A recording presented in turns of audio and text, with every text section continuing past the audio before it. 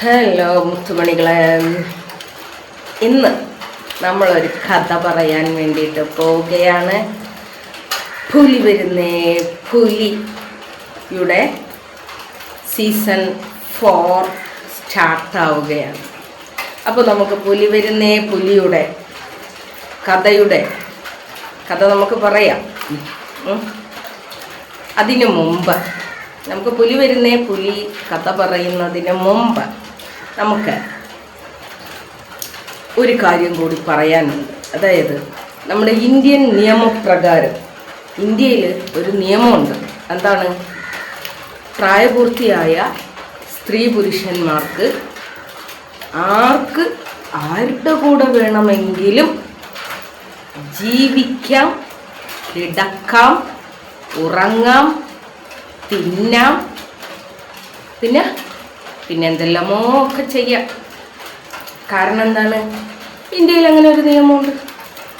ഇനി കല്യാണം കഴിച്ച ഒരു സ്ത്രീ മറ്റ് പരപുരുഷനെ പറയാണ്, കല്യാണം കഴിക്കാമെന്ന് പറഞ്ഞ് എന്നെ ബ്ലാക്ക്മെയിൽ ചെയ്ത് എന്നെ ശാരീരികമായി ഉപയോഗിച്ചു എന്ന് പറഞ്ഞൊരു കേസ് കൊണ്ടുവന്ന് കൊടുത്താൽ, അതായത് എന്നെ പീഡിപ്പിച്ചു എന്ന് പറഞ്ഞുകൊണ്ടൊരു കേസ് കൊണ്ടുവന്ന് കൊടുത്താൽ അത് മുഖവിലേക്ക് എടുക്കാൻ വേണ്ടിയിട്ട് പറ്റില്ല. കല്യാണം കഴിച്ച് കുടുംബമായിട്ട് ജീവിക്കുന്ന ആളുകൾ ആരെങ്കിലും വന്നിട്ട് ഞാൻ കല്യാണം കഴിച്ചോളാം എന്ന് പറയുമ്പോഴത്തേക്ക് ഓട്ടം തന്നെ പോയി അങ്ങോട്ട് ഡിങ്കോൾഫിക്കും. അതൊന്നും ശരിയില്ല. അത് കോടതിയൊക്കെ അതിന് എതിരാണ്. പിന്നെ അവിഹിതം ആരുടെ കൂടെ വേണമെങ്കിലും ചെയ്യാം. നിങ്ങൾ പണ്ഡിതരുടെ ക്ലാസ്സുകൾ കാണണം. എപ്പോഴും ഇവിടെ വന്നിരുന്ന് ഇങ്ങനെ പരദൂഷണം കേട്ടുകൊണ്ടിരിക്കാതെ നിങ്ങൾക്കൊന്നും നാണമില്ലേടേ? നിങ്ങളൊക്കെ പോയിട്ട് നല്ല പണ്ഡിതരുടെ ക്ലാസ്സുകളൊക്കെ ഒന്ന് പോയി കാണിനടേ. എന്തുവാടേ? പണ്ഡിതർ വരെ ഇപ്പം പറയുന്നുണ്ട്, എന്താണ്? ആരുടെ കൂടെ വേണമെങ്കിലും കിടക്കാം, ആരുടെ കൂടെ വേണമെങ്കിലും ജീവിക്കാം, ആരുടെ കൂടെ വേണമെങ്കിലും അവിഹിതമുണ്ടാക്കാം. അവിഹിതമുണ്ടാക്കുമ്പോൾ ആരാണ് പരാതിപ്പെടേണ്ടത് മുത്തുമണികളെ? അവിഹിതക്കാരൻ്റെ ഭാര്യയോ അവിഹിതക്കാരിയുടെ ഭർത്താവോ ആണ് പരാതിപ്പെടേണ്ടത്. അല്ലാതെ എവിടെയെങ്കിലും കിടക്കണം അല്ലുടായി പുമ്മയെന്നും ആരുടെയും അവിഹിതം തേടി പോകരുത്. അങ്ങനെ അവിഹിതം തേടിപ്പോയാൽ എന്ത് സംഭവിക്കും മുത്തേ? ചുണയുള്ള പെണ്ണുങ്ങളാണെങ്കിൽ എന്ത് ചെയ്യും? നിൻ്റെയൊക്കെ അവിഹിതം എടുത്തുകൊണ്ട് വന്ന് സോഷ്യൽ മീഡിയയിൽ തിത്തോം തെരികിട്ടത്തോം ഒക്കെ കളിക്കും. നമ്മൾ ബീൻ ഫാമിലി ചെയ്തതുപോലെ പണ്ട് ബീൻ ഫാമിലിക്ക് ഒരു അവിഹിതം ഉണ്ടാക്കിയിട്ടുണ്ടായിരുന്നു ഞമ്മൻ്റെ അല്ലുടായിപ്പുമ്മ. അപ്പോൾ ബീൻ ഫാമിലി എന്ത് ചെയ്തു?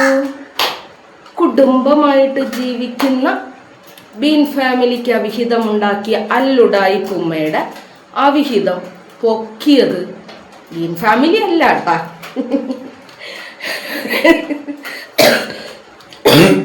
ബീൻ ഫാമിലിക്ക് അവിഹിതം ഉണ്ടാക്കി ബീൻ ഫാമിലിയുടെ കുടുംബം തകർക്കാൻ വേണ്ടിയിട്ട് നോക്കിയവളെ കുത്തിനെ പിടിച്ച് നടുത്തെരുവിൽ നാട്ടുകാരുടെ മുന്നിൽ ഇട്ട് കൊടുത്തു. അതെൻ്റെ കഴിവാണ്. അതിലാരും അസൂയപ്പെട്ടിട്ട് കാര്യമില്ല. കണ്ട, ഇപ്പൊ പടച്ച റബ്ബ് തന്നെ ഇറങ്ങി വന്ന് പല പണ്ഡിതരുടെയും വായിലൂടെ പറയുന്നത് കേട്ടോ. അവിഹിതമെന്ന് പറയുന്നത് തെറ്റല്ല. അവിഹിതം ആരെങ്കിലും ചെയ്താൽ അതിന് പരാതിപ്പെടേണ്ടത് അവിഹിതക്കാരൻ്റെ ഭാര്യയോ അവിഹിതക്കാരിയുടെ ഭർത്താവോ ആണ്. നിങ്ങളിതൊക്കെ മനസ്സിലാക്കി വെക്കണം. പണ്ഡിതർ പറയണത് നിങ്ങൾ കേൾക്കണം. എപ്പോഴും പരദൂഷണ ചാനലിൽ വന്നിരുന്ന് കുന്തിയിരിക്കാതെ നിങ്ങൾ പണ്ഡിതരുടെ ക്ലാസ്സുകൾ നിങ്ങൾ കേൾക്കണം. അപ്പോൾ അതാണ് കാര്യം. പിന്നെ മക്കളെന്ന് പറയണത് ഇനി കുത്തിയിട്ടിട്ടായാലും കുത്താതെ ഇട്ടിട്ടായാലും കുത്തി ഞെരുക്കി 8 or 10 എണ്ണത്തിനെ പെറ്റാലും കുത്തി ഞെരുക്കി ഫാമിലി ഫോട്ടോയിലിട്ട് അറുമാതിച്ചാലും ശരിയല്ല. അതൊക്കെ ആര് തരുന്നതാ? ആര് തരുന്നതാ മുത്തുമണീസേ? ഇതൊക്കെ പടച്ച റബ്ബ് തരുന്നതാ.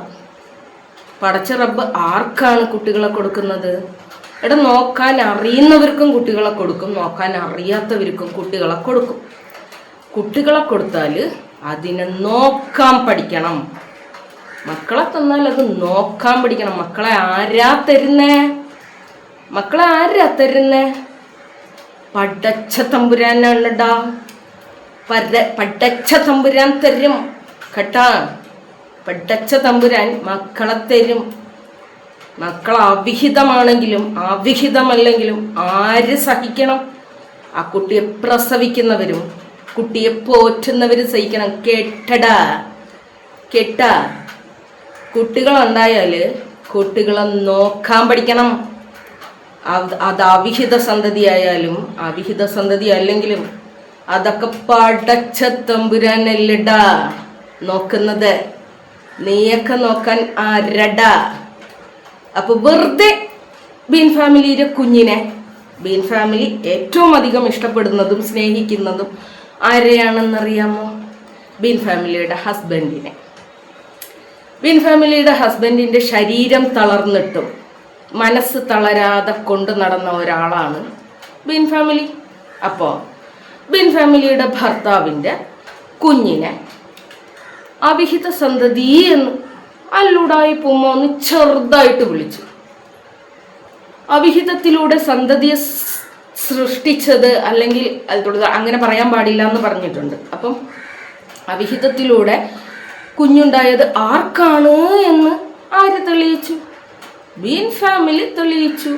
നാട്ടിലുള്ള പെണ്ണുങ്ങളോട് കളിച്ചാൽ ഇങ്ങനെ ഇരിക്കും. പിന്നെ കിടന്ന് കരഞ്ഞിട്ടോ നിലവിളിച്ചിട്ടോ എന്തെങ്കിലും കാര്യമുണ്ടോ? ഇതാരാ, നീ ആരാ ചോദിക്കാൻ, നീ ആരാടി എന്ന് ചോദിച്ചു കഴിഞ്ഞാൽ നമ്മളെ നേരെ ഒരു ആയുധം വന്നു കഴിഞ്ഞാൽ നമ്മൾ അതിനെ ചുരുട്ടി മടക്കി അവരുടെ നേരേക്ക് തന്നെ പറഞ്ഞു വിടും. മനസ്സിലായില്ലേ? പിന്നെ പുലി വരുന്നേ പുലിയുടെ സീസൺ 4 കുറിച്ച് നമുക്ക് കുറച്ച് കാര്യങ്ങൾ പറയാം. ഇനി എത്ര എന്ത് തേങ്ങ എന്ന് പറഞ്ഞാലും മക്കളെ, അവിഹിതത്തിന് ഭംഗിയുണ്ടാകുന്നത് എപ്പോഴാണെന്നറിയാമോ? അവിഹിതത്തിന് ഭംഗിയുണ്ടാകുന്നത് ഈ പുറമേ നിന്ന് നമ്മൾ കാണുന്ന സമയത്ത് മാത്രമാണ്. പലരും പലതും പറയും. 40 വയസ്സ് കഴിഞ്ഞിട്ടുള്ള പ്രണയം ഭയങ്കര സുന്ദരമാണ് എന്ന് പറയും. അവിഹിതത്തിന് ഭയങ്കര ഭംഗിയാണ് എന്ന് പറയും. അവിഹിതം എന്ന് പറയുന്നത് ഭയങ്കര രസമുള്ള കാര്യമാണ് എന്ന് പറയും. അങ്ങനെയൊക്കെ അനുഭവമുള്ളവർ പല കാര്യങ്ങളും പറയും. പക്ഷെ അനുഭവമുള്ളവർ വേറെയും കാര്യങ്ങളൊക്കെ പറഞ്ഞത് നമ്മൻ്റെ ചെവി കൊണ്ട് കേട്ടിട്ടുണ്ട്. അതായത് പണ്ട് പണ്ട് പണ്ട് പണ്ട് പണ്ട് പണ്ടൊരു നാട്ടിലൊരു പിന്നെ അല്ലുടായിപ്പുമ്മ ഉണ്ടായിരുന്നു. അല്ലുടായിപ്പുമ്മേനെ ഒരു സ്ത്രീ വിളിച്ചിട്ടുണ്ടായിരുന്നു. എൻ്റെ ഭർത്താവ് എൻ്റെ കുഞ്ഞിനെ നോക്കാറില്ല, എൻ്റെ കുഞ്ഞിന് ചെലവിന് കൊടുക്കാറില്ല, നിങ്ങളെപ്പോലെ തന്നെയാണ് ഞാനും, എനിക്ക് സ്ട്രോക്ക് വന്ന് ഞാനൊരു വശം തളർന്ന ഒരാളാണ് എന്നൊക്കെ പറഞ്ഞുകൊണ്ട് ഒരു സ്ത്രീ വിളിച്ചിട്ടുണ്ടായിരുന്നു. അപ്പോൾ ആ സ്ത്രീയോട് ഇവർക്ക് ഭയങ്കര സഹതാപം തോന്നിയപ്പോൾ ആ സ്ത്രീ പറഞ്ഞു, ഈ അല്ലുടായിപ്പുമ്മ പറഞ്ഞു, മോളൊരു കാര്യം ചെയ്യ്, ആ നമ്പർ ഇങ്ങോട്ട് താ. ആരുടെ നമ്പർ? നിൻ്റെ ഭർത്താവിൻ്റെ നമ്പർ താ, ഞാൻ സംസാരിച്ചോളാം. ഈ സംസാരിക്കുമ്പോൾ മറ്റന്യപുരുഷൻ, അന്യ സ്ത്രീയുടെ ഭർത്താവ് എന്ന് പറയുന്നത് അന്യപുരുഷനാണല്ലോ. അപ്പം അന്യപുരുഷൻ്റെ അടുത്ത് നിൻ്റെ കുഞ്ഞിന് നീ ചെലവിന് കൊടുക്കണോടാ എന്ന് പറഞ്ഞുകൊണ്ട് പോയിട്ടുണ്ടായിരുന്നു. അപ്പം ഈ എവിടെയെങ്കിലും ചേരാൻ കാത്തിരുന്ന ചാണകം എന്ത് ചെയ്ത് ഇവളുടെ തലയിൽ അങ്ങ് ചാരി. അങ്ങനെ അത് അവിഹിതമായി പ്രണയമായി മൊട്ടിട്ടു. നിങ്ങൾ കേൾക്കണം, മൊട്ടിട്ടു. അങ്ങനെ മൊട്ട് വിരിഞ്ഞ് പൂവായപ്പോൾ പൂവിനെ കാണാൻ വേണ്ടിയിട്ട് നമ്മൾ അല്ലുടായിപ്പുമ്മ അവരെയൊക്കെ നാട്ടിലൊക്കെ പോയി മസാല ദോശയൊക്കെ തിന്ന്, പിന്നെ അവരെ ഇങ്ങോട്ട് വിളിച്ച് ഇങ്ങോട്ട് കുഴിമന്തിയൊക്കെ വാങ്ങിച്ചു കൊടുത്ത്, ആ നാട്ടുകാരുടെ കയ്യിൽ നിന്ന് പറ്റിച്ചെടുത്ത പണമൊക്കെ കൊണ്ട് മൊബൈൽ ഫോണൊക്കെ വാങ്ങിച്ചു കൊടുത്ത്, അങ്ങനെ ഞങ്ങളുടെ അവിഹിതം അങ്ങോട്ട് തിളച്ച് പൊന്തി അവിഹിതം അവസാനം വീട്ടിൽ നിന്ന് ആര് പൊക്കി? ബീൻ ഫാമിലിയാണ്. വേടാ, ബീൻ ഫാമിലി ഒന്നും അല്ലാടെ ഉമ്മ പൊക്കി. ഉമ്മ പൊക്കിയപ്പോഴത്തേക്കും പിന്നെ അയാളുടെ കൂടെ ജീവിക്കാമെന്നുള്ള തീരുമാനത്തിലായി. അവിഹിതത്തിൻ്റെ ഒരു കഥയാണേ. അങ്ങനെ ജീവിച്ചു കഴിഞ്ഞപ്പോഴാണ് മനസ്സിലായത് ദൂരെ നിന്ന് കണ്ട ചന്തമൊന്നും അവിഹിതത്തിനില്ല. അവിഹിതത്തിന് ദൂരെ നിന്ന് കണ്ട ചന്തമൊന്നുമില്ല. അവിഹിതത്തിന് ചന്തമുണ്ടാകൂലാടെ. അവിഹിതത്തിന് ചന്തമുണ്ടാകില്ല. അതായത് മറ്റൊരു ഭാര്യയും മക്കളും ഒക്കെ ഉള്ള, അതായത് മറ്റൊരു അവകാശിയുള്ള. നമ്മളെ നാട്ടിൽ കല്യാണം എന്ന് പറയുന്ന സംഭവം ഇപ്പോഴായിട്ടാണ് അതിന് ഭയങ്കര വാല്യൂ ഒക്കെ ഉണ്ടായതും വിവാഹ ജീവിതത്തിന് ഭയങ്കര മൂല്യമുള്ളതായിട്ട് കരുതുന്നതുമൊക്കെ ഇപ്പോഴാണ്. മനസ്സിലായ? അപ്പോൾ ഈ വിവാഹ ജീവിതത്തിന് മൂല്യമുണ്ടായി കഴിഞ്ഞതിന് ശേഷം, മൂല്യമുണ്ടായാലും ഇല്ലെങ്കിലും, ഒരു സ്ത്രീക്കും പുരുഷനും അവരാദ്യമായി ഉമ്മയും ബാപ്പയും ആവാൻ കാരണക്കാരായ ആ രണ്ട് വ്യക്തികളെ തമ്മിൽ മറക്കാനോ വെറുക്കാനോ അവർക്ക് സാധിക്കില്ല എന്നാണ് ഞാൻ മനസ്സിലാക്കിയിരിക്കുന്നത്. അപ്പം ആ വ്യക്തിനെ നമുക്ക് മറക്കാനോ വെറുക്കാനോ സാധിക്കില്ല. ഇനി എത്ര കല്യാണം, എത്ര അവിഹിതം നടന്നാലും, എത്ര കല്യാണം നടന്നാലും, എത്ര പേരുടെ കൂടെ ജീവിച്ചാലും ആണുങ്ങൾക്ക് അവർക്കാദ്യമായി ഒരു വാരിസിനെ കൊടുത്ത സ്ത്രീ എന്ന് പറയുന്നത് ഭയങ്കര വാല്യബിൾ ആയിട്ടുള്ള സ്ത്രീ തന്നെയായിരിക്കും ആണുങ്ങൾക്ക്. സ്ത്രീകൾക്കും അങ്ങനെ തന്നെ ആയിരിക്കാം. പിന്നെ പറന്ന് നടന്ന് പറയും കല്യാണം കഴിക്കുകയും ചെയ്യുന്ന ആൾക്കാരുടെ കഥയെ കുറിച്ച് എനിക്കറിയാൻ പാടില്ല. അപ്പം എത്ര അവിഹിതം ഉണ്ടായാലും അവർക്ക് ആദ്യമായി ഒരു കുഞ്ഞിനെ കൊടുത്ത സ്ത്രീയോട് ഒരു സോഫ്റ്റ് കോർണർ എപ്പോഴായാലും കാണും. അപ്പം ഈ അവിഹിതം ഒരുപാട് നാളൊന്നും വാഴൂല. നിങ്ങൾ അവിഹിതത്തിൻ്റെ കഥകളോ അല്ലെങ്കിൽ അവിഹിതത്തിൻ്റെ കാര്യങ്ങൾ നിങ്ങൾ അന്വേഷിച്ചാൽ നിങ്ങൾക്ക് മനസ്സിലാകുന്ന ഒരു കാര്യമുണ്ട്. അവിഹിതത്തിന് ഒരുപാട് ആയുസ്സൊന്നും ഉണ്ടാവില്ല. അവിടെ വലിയ ഭംഗിയൊന്നും ഉണ്ടാവില്ല അവിഹിതത്തിന്. അവിഹിതം എപ്പോഴും അവിഹിതം തന്നെ ആയിരിക്കും. അപ്പം അവിഹിതത്തിലൂടെ നമ്മളിനി എത്ര മറ്റൊരു സ്ത്രീയുടെ ഭർത്താവിനെ തട്ടിയെടുക്കാൻ നോക്കിയാലും, മറ്റൊരു സ്ത്രീയുടെ മറ്റ് ആളുകളുടെ എന്ത് സാധനം നമ്മൾ തട്ടിയെടുക്കാൻ നോക്കിയാലും അത് നമ്മളുടെ കൂടെ ഒരുപാട് കാലം ഉണ്ടാകൂല. അതെന്ത് ചെയ്യും? അത് നമുക്ക് തരുന്ന വാഗ്ദാനങ്ങളൊക്കെ പറ്റിച്ചും കൊണ്ട് അവരുടെ ഭാര്യയെ തേടി പോകും. മനസ്സിലായ? അപ്പം പിന്നെ കിടന്ന് കൈകാലിട്ട് നിലവിളിച്ചിട്ട് വല്ല കാര്യവും ഉണ്ട്. കാരണം ആ ഭാര്യ എന്ന് പറയുന്നത് അവൻ്റെ കുഞ്ഞിനെ നൊന്ത് പ്രസവിച്ച ഒരു ഭാര്യയാണ്. ഈ കുഞ്ഞിനെ ഉണ്ടാക്കാൻ വേണ്ടി മാത്രം പുരുഷന്മാരെ തേടി പോകുന്ന സ്ത്രീകളുണ്ട്. അവരുടെ കാര്യമല്ല ഞാൻ പറയുന്നത്. പിന്നെ പരസ്പരം മനസ്സിലാക്കിയോ മനസ്സിലാക്കാതെയോ കല്യാണം കഴിച്ച് അവർ ഒന്നിച്ച് ജീവിച്ച് അതിലൊരു കുട്ടി ഉണ്ടായാൽ ആ കുട്ടിയുടെ ഉമ്മയാണ് ആ സ്ത്രീ എന്ന് പറയുന്നത്. അവനിനി എത്ര വെറുക്കാൻ നോക്കിയാലും, അവനിനി എത്ര വേണ്ടെന്ന് വെക്കാൻ നോക്കിയാലും, ആ സ്ത്രീനി എത്ര കൊള്ളരുതാത്തവളായാലും ആ കുഞ്ഞിൻ്റെ ഉമ്മയാണ്, അവൻ്റെ കുഞ്ഞിൻ്റെ ഉമ്മയാണ്. അത് കഴിഞ്ഞു വരുന്ന സ്ത്രീനെ അവൻ്റെ എത്ര മക്കളെ പ്രസവിച്ചാലും ശരി തന്നെ, അവൻ ആദ്യമായി ഉപ്പാന്ന് വിളിക്കാൻ ഒരു കുഞ്ഞിനെ കൊടുത്ത സ്ത്രീ എന്ന് പറയുന്നത് അവൻ ആരാധിക്കുന്ന ഒരു ആരാധന പാത്രം തന്നെയാണ്. അവരെത്രത്തോളം അകലുന്നോ അത്രയും തന്നെ അവർക്ക് പരസ്പരം ഒരു കണക്ഷൻ ഉണ്ടാകും. ആ കണക്ഷനാണ് ആ കുട്ടി എന്ന് പറയുന്നത്. അപ്പോൾ ഭാര്യമാരുള്ള ആളുകളെ പോക്കറ്റിലിട്ട് അമ്മാനമാടാൻ ശ്രമിക്കുന്ന എല്ലാവർക്കുമുള്ള ഒരു പാഠമാണ്. നിങ്ങൾ പണ്ഡിതരുടെയൊക്കെ, അനുഭവസ്ഥരായ പണ്ഡിതരുടെയൊക്കെ ക്ലാസ്സുകൾ നിങ്ങൾ കാണണം കേട്ടോ. ആ ക്ലാസ്സുകളിൽ അവരവരുടെ അനുഭവങ്ങളൊക്കെ ഇങ്ങനെ ഇരുന്നിട്ട് പറയണത് കേൾക്കാം. അപ്പോൾ അതുകൊണ്ട് നിങ്ങൾ അതൊക്കെ കേൾക്കണം. അവിഹിതം എന്ന് പറയുന്നത് ഒരിക്കലും ഭംഗിയുള്ള, ദൂരെ നിന്ന് കാണാൻ നല്ല ഭംഗിയുള്ളതാണെങ്കിലും അടുത്ത് വന്നാൽ നല്ല പൊള്ളുന്ന സാധനമാണ്. അതായത് സൂര്യനെയൊക്കെ പോലെ. അവിഹിതത്തിന് സൂര്യൻ്റെ ഒരു കഥ പറഞ്ഞതുപോലെയാണ്. ദൂരെ നിന്ന് നോക്കാൻ ആഹാ എന്താ സ്റ്റൈൽ, അടുത്ത് വരും തോറും എന്താണ് പൊള്ളും, കരിയും. ചില അവിഹിതങ്ങളിൽ കിടന്നങ്ങട് കരിഞ്ഞ് ചാമ്പലായി പോവും. അത് ഓരോരുത്തരുടെ അനുഭവത്തിലൂടെ നമുക്ക് പറഞ്ഞു തരും.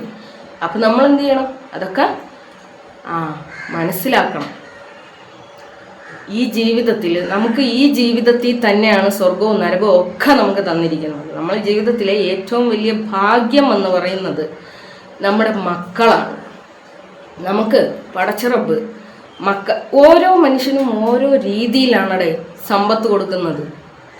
സമ്പത്ത് എന്ന് പറഞ്ഞാൽ പണം മാത്രമല്ല, അത് മക്കളുടെ രൂപത്തിലും കൊടുക്കും. അപ്പം മറ്റൊരാളുടെ മക്കളിനെ, മറ്റൊരാളുടെ സമ്പത്തിനെ അസൂയയോടുകൂടി നോക്കാം, അല്ലെങ്കിൽ അത് ചീഞ്ഞതാണ് എന്ന് നമുക്ക് പറയാം. അതായത് ഈ കിട്ടാത്ത മുന്തിരി പുളിക്കും എന്ന് പറയുന്നത് പോലെ, കിട്ടാത്ത മുന്തിരി പുളിക്കും എന്ന് പറയുന്ന പോലെയൊക്കെ പറയാം. പക്ഷേ അതൊക്കെ മറ്റുള്ളവൻ്റെ സ്വത്തുക്കളാണ്. പടച്ച റബ്ബ് അവരിൽ ഏൽപ്പിച്ചിരിക്കുന്നതാണ്.